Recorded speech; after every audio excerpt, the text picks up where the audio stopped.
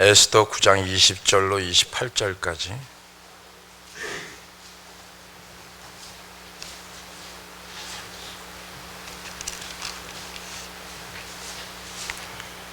(20절) 제가 보고 21절 여러분이 교독합니다.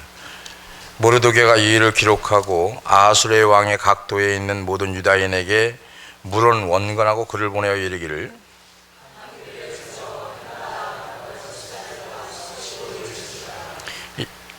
이달 그날에 유다인이 대적에게서 벗어나서 평안함을 얻어 슬픔이 변하여 기쁨이 되고 애통이 변하여 길한 날이 되었으니 이 두 날을 지켜 잔치를 베풀고 즐기며 서로 예물을 주며 가난한 자를 구제하라 하매,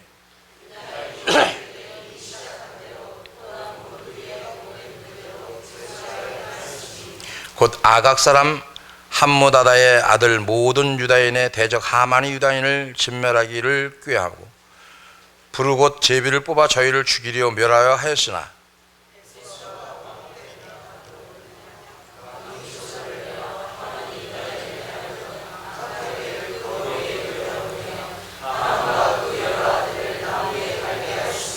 무리가 부르의 이름을 쫓아 이 두 날을 부림이라 하고 유다인이 이 글의 모든 말과 이 일에 보고 당한 것을 인하여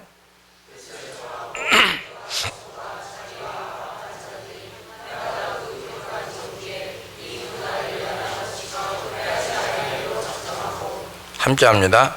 각 도, 각 읍, 각 집에서 대대로 이 두 날을 기념하여 이 불의의미를 유다인 중에서 피하지 아니하고 그 자손 중에서 기념함이 피하지 아니하고. 아멘.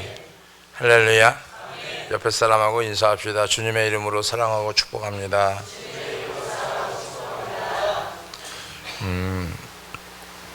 세상에는 잔치날 참 즐겁고 기뻐요. 그죠? 세상에 공존하고 있는 게 두 가지의 잔치가 있는데 하나는 육신의 잔치요, 하나는 하나님의 잔치입니다. 에스더 9장에서 불임절을 배경으로 하는 말씀이 등장을 하는데 드디어 위기에서 벗어나 승리의 기쁨을 만끽할 수 있었던 이스라엘 민족은 잔치로 그 기쁨을 표현하는 것인데, 한 가지 특징은 유난스러울 만큼 잔치란 표현이 에스더서에 계속해서 반복되고 있었다는 거죠. 1장부터 잔치로 시작하더니 9장 마무리까지도 뭘로 마무리를 하냐면 온통 잔치 얘기로 마무리를 하고 끝이 납니다. 에스더에서 잔치라는 컨셉트로 전하시고자 하는 하나님의 메시지가 분명해지는데, 세상에는 두 종류의 잔치가 있다고 한 것처럼 하나는 1장에서 언급한 아하수르의 왕의 배설하는 인간적 잔치가 있고요, 다른 하나는 오늘 9장에서 볼 수 있는 하나님이 주도하시는 하나님의 잔치가 있습니다. 인간이 주도하는 잔치는 일단 화려하고 매력적입니다. 사람이 끌릴만 합니다.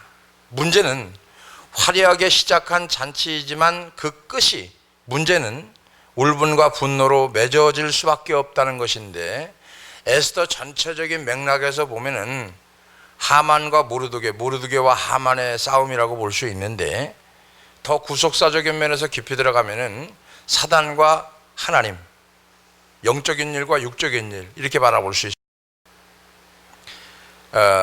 줄거리를 대충 말씀을 드리면은 하만이 모르드게를 죽이려고 음모를 꾸밉니다.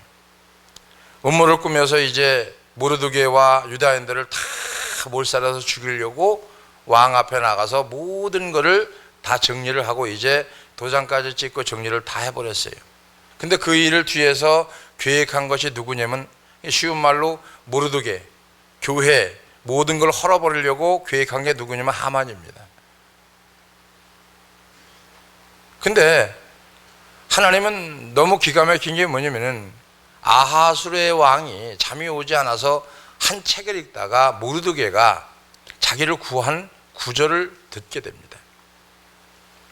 그래서 그걸 하만에게 묻습니다. 야, 이렇게 한 사람은 어떻게 했으면 좋겠냐. 그런데 하만이 착각을 하는 게 뭐냐면은, 자기 말고 누가 그런 걸 허갔느냐. 그래서 왕의 왕관을 벗기고 왕이 타던 말을 태워서 만인들 앞에 알게 앞서서 이렇게 얘기합니다.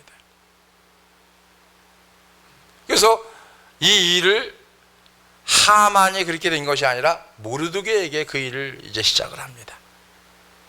대충 줄거리를 보면 그렇죠. 그 다음에 이제 유대인들을 다 잡아 죽이려고 하는 그 상황에 모략과 계략과 그죠? 음모와 술수와 권수를 써서 이제 유다인을 다 죽이려고 애쓰고 힘쓰고 이리 찔르고 저리 찔러봤는데도 흔들리질 않으니까 어떻게 합니까? 이제 전체적인 계획을 다 세워서 왕 앞에 모든 것을 정리합니다. 근데 여기서 하나님의 계획과 섭리가 드러나는 게 뭐냐면은 바로 그 모르드게를 매달아 죽이려고 했던 장대가 하만과 가족들이 매달아 죽었다는 얘기를 내용으로 하고 있는 거예요. 자, 문제는 화려하게 시작한 잔치지만 그 끝이 울분과 분노로 맺어질 수 없다는 것이고, 아무리 산의 진미가 펼쳐지고 화려한 보석으로 치장했다 해도 그 속에 울분과 분노가 있고 기쁨과 평화는 없다면 아무 소용이 없다는 걸 얘기하고 있고, 이 인간이 배설하는 잔치의 특징, 바로 이런 거라고 하는 거죠. 이에 반해서 하나님이 주도하시는 잔치는 그런 화려함이라고 하는 게 없다는 거죠. 그러나 하나님의 잔치에는 내면에 흐르는 기쁨이 있다라고 하는 거예요. 내면에 흐르는 기쁨. 이게 22절에 나옵니다. 9장 22절. 이날에 유다인이 대적에게서 벗어나서 평화만을 얻어 슬픔이 변하여 기쁨이 되고 애통이 변하여 길한 날이 되었으니 이 두 날을 지켜 잔치를 베풀고 즐기며 서로 예물을 주며 가난한 자를 구제하라. 잔치를 하고 있는 중에 베란간에 무슨 얘기가 나오냐면 구제하라는 거예요. 최고 권력자 왕의 배설하는 잔치처럼 화려한 보석으로 치장하지는 않았지만 하나님께서 위기를 만난 자신들을 구원해 주신 은혜에 대한 감격으로 기쁜 것이 하나님이 주도하시는 잔치의 특징인데, 우리 인간은 참으로 밀어내서 내버려 두면은 우리 앞에 있는 두 잔치, 즉 인간이 주도하는 잔치와 하나님이 주도하는 잔치 중에서 겉보기에 화려한 인간이 주도하는 잔치의 마음이 기울어진다는 겁니다. 하나님의 계획과 하나님의 섭리와 하나님의 뜻은 저버리고 사람이 계획하고 사람이 구도하는 거기에 배설에 참여한다는 거죠. 그래서 하나님은 에스더를 통해서 인간이 주도하는 잔치는 화려해 보이지만 상처밖에 없음을 가르치고 있는 것이고, 이런 맥락에서 우리의 삶의 특징은 나를 살리시고 구원하신 예수 그리스도와 그분의 십자가의 은혜로 말미암아 기쁨과 감격이 넘치는 잔치가 되어야 된다. 이것이 우리의 삶의 특징이 되기를 주의 이름으로 축원합니다. 하나님의 잔치에 흐르는 내면의 기쁨을 충분히 맛보고 흘려보내야 할 교회들, 지금 영적 어떻게 보면 우울증 상태에 빠진 것과 같다는 거죠. 기쁨을 충분히 맛보고 구원의 감격을 다른 사람에게 흘려보내야 되는데 이걸 하지 못하는 거죠. 이게 뭐예요? 우울증이죠. 이 어두운 먹구름을 몰아내기 위해서 먼저 우리가 하나님이 주도하는 잔치에 은혜를 누려야 되는데, 그 은혜는 뭐냐 이거죠. 구원의 감격이라는 거죠. 예수 그리스도를 믿는 사람들의 구원은 저버리고 감격은 저버리고 다른 거에 눈이 팔려 있다는 거죠. 지금 우리의 상황과 여건과 매력과 상관없이 날 구원해 주신 하나님의 은혜로 인해서 생기는 내면의 기쁨이 있느냐, 내면의 기쁨이 지금 회복되고 있느냐. 자기 혼자 생각해서 기쁘다 이게 아니고 하나님이 주시는 기쁨이 있느냐. 자기 혼자 좋아서 보고 웃고 떠들고 이게 아니고 하나님의 말씀으로 인해서 내가 기뻐지는 게 있느냐, 구원의 감격이 있느냐, 그것이 회복됐느냐, 지금 이 얘기를 하고 있는 거예요. 그리고 이 기쁨을 어떻게 합니까? 흘려보내야 된다는 겁니다. 이것이 우리가 해야 할 일이고, 그러면 먼저 어떻게 해야 되느냐? 함께의 기쁨을 맛보아야 된다는 거죠. 지금 이스라엘 민족이 즐기고 있는 잔치가 불임절인데 생리의 기쁨을 굳이 잔치로 표현하고 누리고 즐기는 것은 함께 그 기쁨을 나누라고 하는 거죠. 하나님께서 불임절을 명절로 정해서 그 기쁨과 감격이 후대에게 전해지도록 명령했다는, 후대에게. 이런 거 있죠. 부모들이 예수를 잘 믿고 기쁨으로는 자녀들도 기쁘고 즐겁습니다. 그 자녀들의 삶을 말할 것도 없죠. 근데 부모들이 신앙생활을 개떡같이 하면 애들도 개떡같이 하는 거예요. 부모들이 신앙을 찰떡같이 하면 아이들도 신앙생활을 찰떡같이 합니다. 내가 하나님 앞에 반듯하게 살아가면 자녀들도 하나님 앞에 반듯하게 살아갑니다. 내가 하나님 앞에 개떡처럼 살면 자녀들도 개떡처럼 생각하는 거예요. 이게 현실입니다. 신앙의 연조만 자랑하지 말고, 신앙생활 하는 것만 자랑하지 말고, 뭐 한 것만 자랑하지 말고, 헌신한 거 자랑하지 말고, 내 신앙이 지금 하나님 앞에 감격해 있느냐. 뭐로? 구원의 기쁨으로. 이게 불임전의 정신입니다. 이런 측면에서 우리가 지켜야 할 영적 불임전의 세 가지 정신이 있는데, 첫째로 보니까 유기에 빠진 우리를 구원해 주신 하나님의 은혜에 대한 구원의 감격을 회복하고 있느냐. 구원의 감격. 두 번째로 보면 그 감격을 혼자만 즐기는 것이 아니라 교회 공동체 안에서 함께 누리고 있느냐. 구원의 감격을 혼자가 아니라 공동체 안에서 함께 누려야 된다, 나눠야 된다는 겁니다. 우리가 주일에 드리는 예배는 한 주 동안 답답한 현실 속에서 살던 성도들이 이 구원의 기쁨을 나누는 영적인 잔치가 되어야 된다는 거예요. 세 번째로 교회 안에서 우리끼리만 잔치하는 게 아니라 구원받는 수가 더해질 수 있도록 이웃과 함께 아름다운 기쁨의 정신을 흘려보내야 된다고 말합니다. 이것이 우리가 구현해야 할 영적 불임전의 정신인데, 불임전은 제정하여 지키라는 명하시는 22절에 보면은 그런 명령이 나오는 거죠. 22절에 가난한 자를 구제하고. 이 뜬금없는 명령이 또 웬 말입니까? 잔치를 벌이고 춤을 추며 서로 기뻐하는데 그 기쁨을 너희끼리만 나누지 말고 가난한 사람을 구제하는데 그 에너지를 써라, 이 얘기입니다. 여기서 발견되는 진리가 하나 있는데, 우리에게 기쁜 일이 있을 때 교회 안에 모여서 문거리 잠그고 우리끼리 떡 해먹고 잔치 벌이면 그것이 바로 변질이라고 하는 겁니다. 그게 바로 타락이라고 하는 겁니다. 그래서 우리에게 기쁜 일이 있을 때에는 그 기쁨을 우리가 알지 못하는 누군가 가난한 자들에게 이 기쁨을 흘려보내야 된다. 이게 뭡니까? 선교입니다. 이게 뭡니까? 전도입니다. 뭐를 흘려보내는 거예요? 구원의 기쁨과 감격을 흘려보내라는 거예요. 내가 만난 예수, 내가 경험한 예수를 흘려보내라. 머릿속에 있는 예수가 아니라, 설명하려고 하는 게 아니라, 내가 한쪽으로 치우친 성경 66권에 1189장에 한 장을 봤다 그래서 그거로 치우치는 게 아니라, 그걸 나누라는 게 아니라 성경 66권 하나님이 원하는 그 말씀을 저와 여러분들이 나누기를 주의 이름으로 축원합니다. 우리의 타락을 막는 특효약이 뭔지 아십니까? 나누는 거예요. 선교하는 교회는 타락하지 않습니다. 목적이 분명한 거예요. 아버지와 아들과 성령의 이름으로 세례를 주고 벌자다 세상 끝날까지 함께하는 은혜. 많은 사람들이 우린 선교한다고 그래요. 선교 아닙니다, 여러분. 선교는요 돈으로 하는 게 아니고, 선교는요 내가 만난 예수를 증거하는 게 선교예요. 제가 어제 어느 분한테 복음을 전했어요. 예수 믿으십니까? 사장님 예수 믿으세요? 그랬더니 자기 직원이 믿는데요.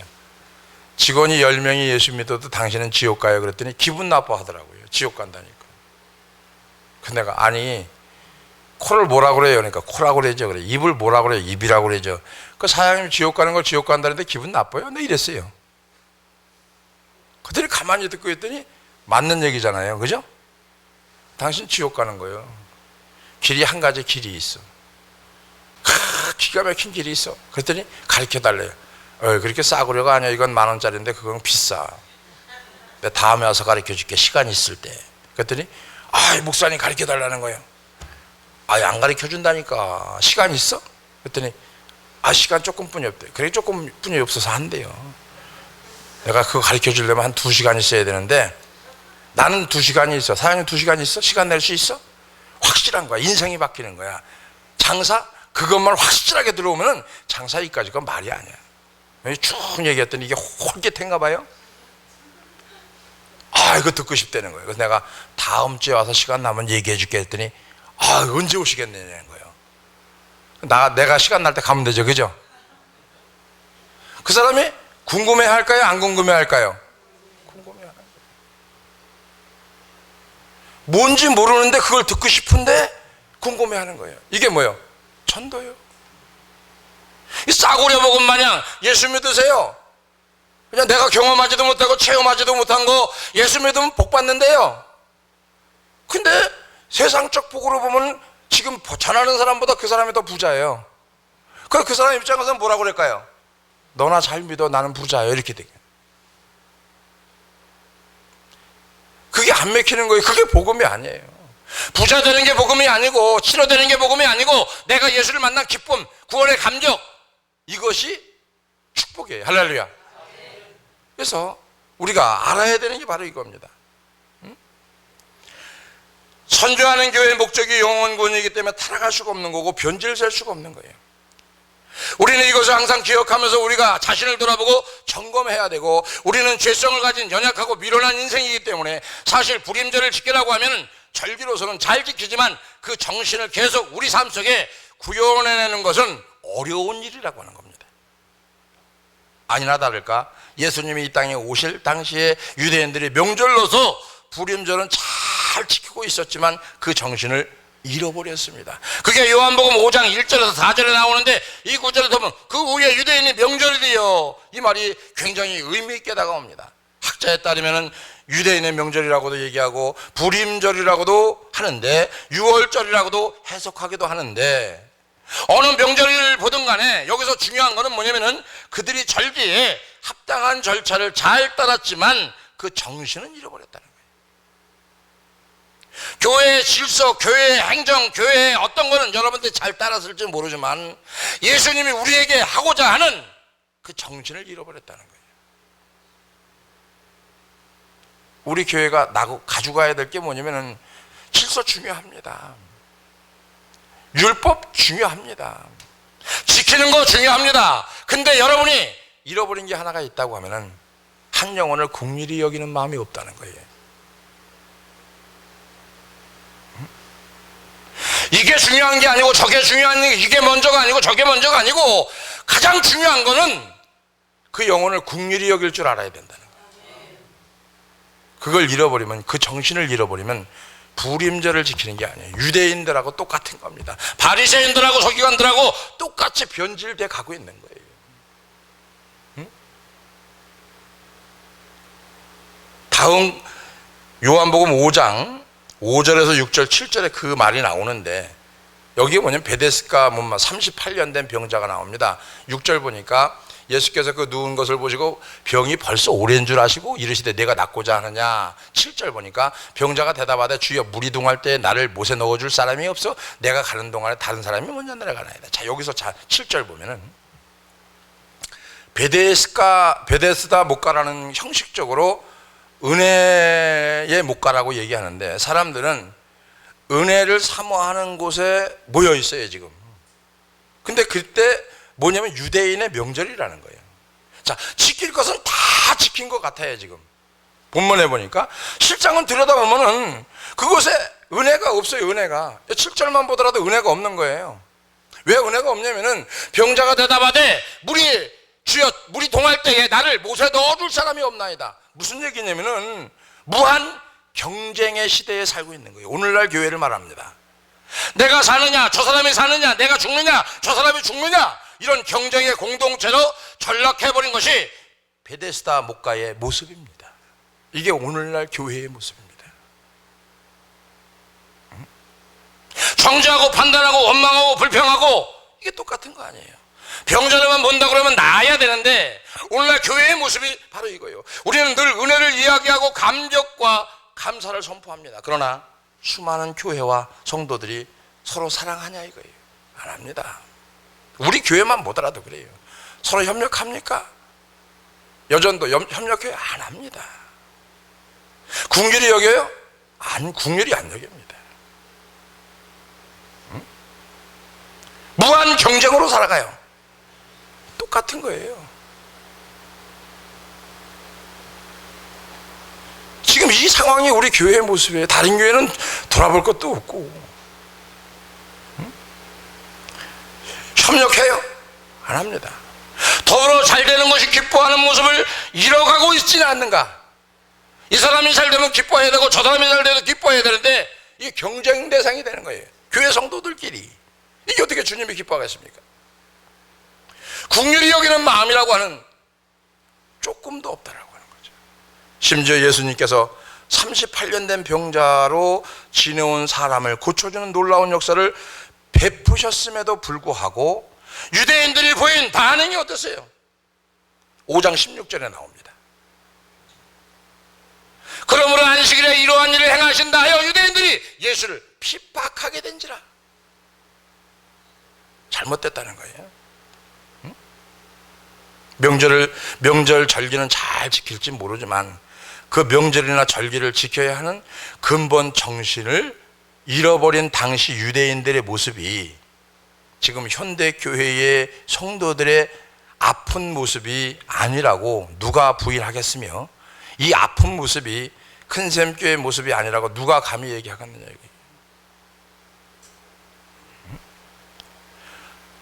한국 교회와 성도들이 살아날 수 있는 방법이 아니라 우리 큰샘교회가 살아날 수 있는 방법, 유일한 비결 한 가지가 있다고 하면 서로 간에 이 끔찍한 경쟁 구도인 베데스다 목가의 구도를 깨트려 버리는 겁니다. 경쟁이에요. 신앙생활이 경쟁이에요. 봉사도 경쟁, 헌신도 경쟁. 여러분, 그건 하나님이 기뻐하는 일 아닙니다.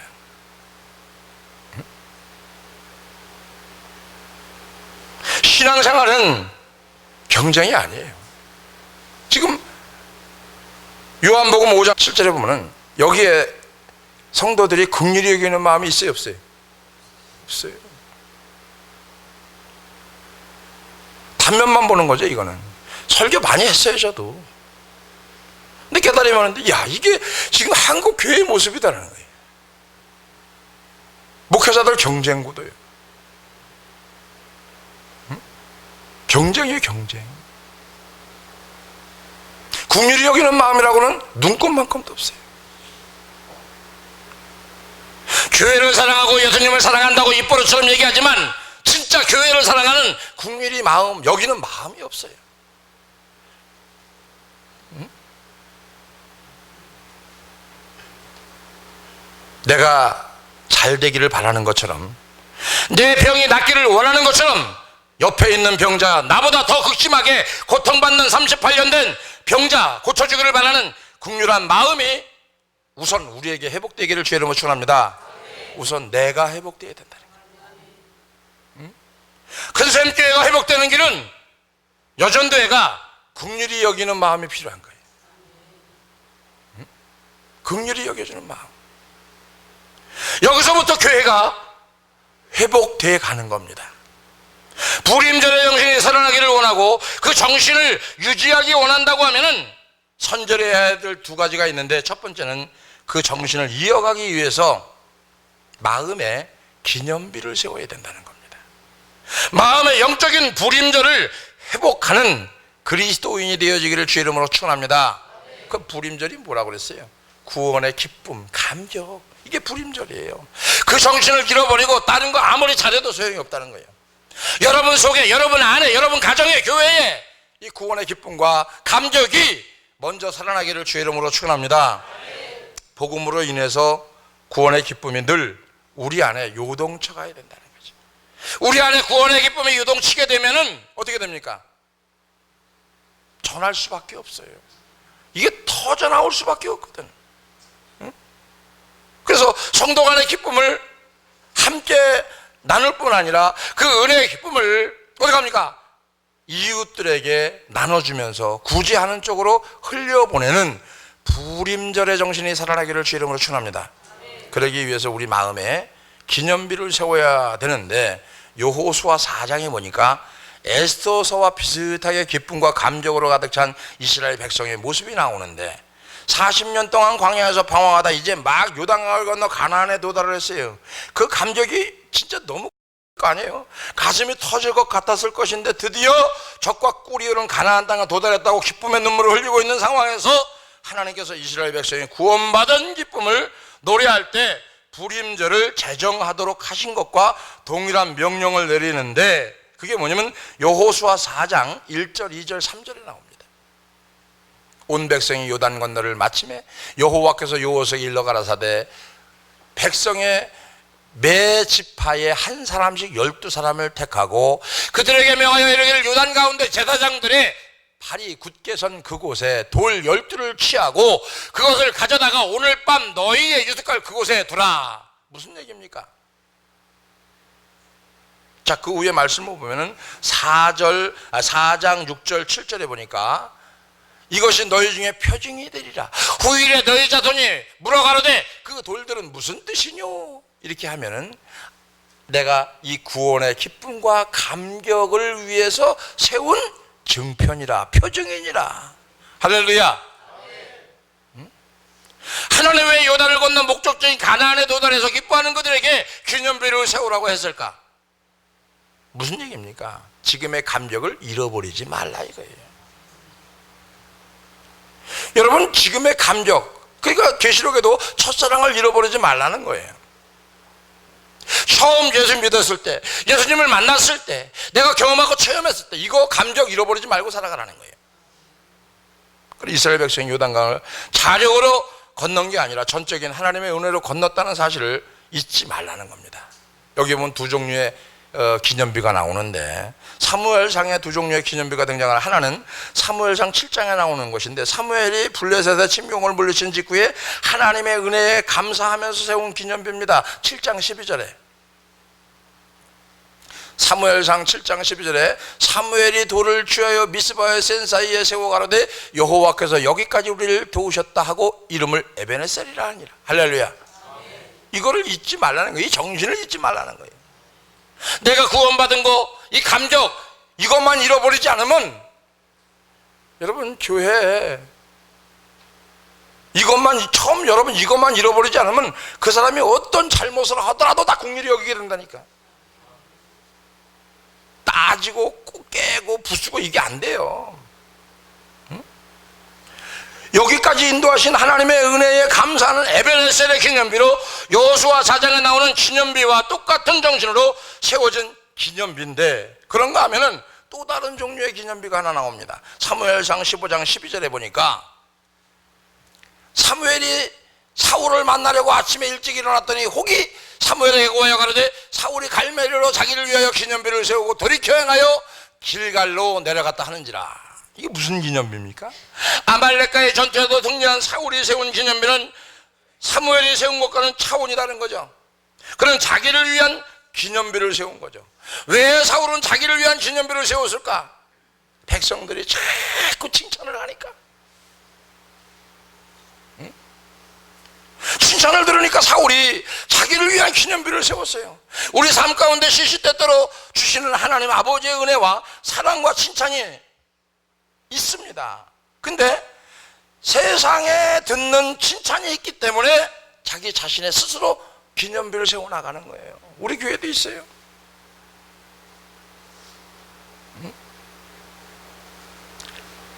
그죠? 하나님의 칭찬이 너무 좋아서, 구원의 감격이 너무 좋아서 세상 것이 어떡합니까? 안 보여야 되는데, 세상 맛이 안 나야 되는데 구원의 감격보다도 세상 맛이 더 잘 나요. 그러니까 이게 기념비 세워 나가는 거예요. 응? 사울의 비극이 뭐냐면은 하나님의 칭찬이 없으니까 자기를 위한 기념비를 세운 거가 사울의 비극이었습니다.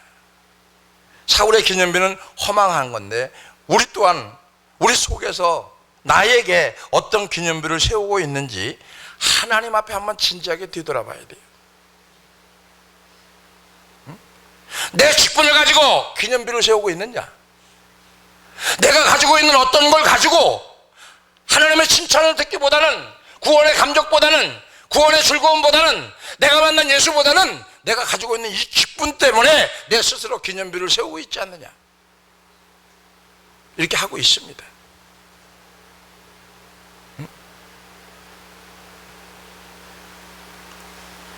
십자가로 마음의 중심을 세워야 되는데, 두 번째는 우리에게 불임전의 정신이 회복되고 내면의 기쁨이 흐르기 위해서는 십자가로 우리 마음의 중심을 바로 세워야 된다.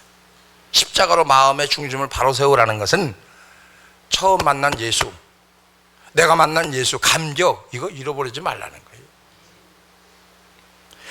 에스더 5장 14절에 보면 하만이 모르드게를 달아 죽이려고 장대를 세우는 장면이 나옵니다.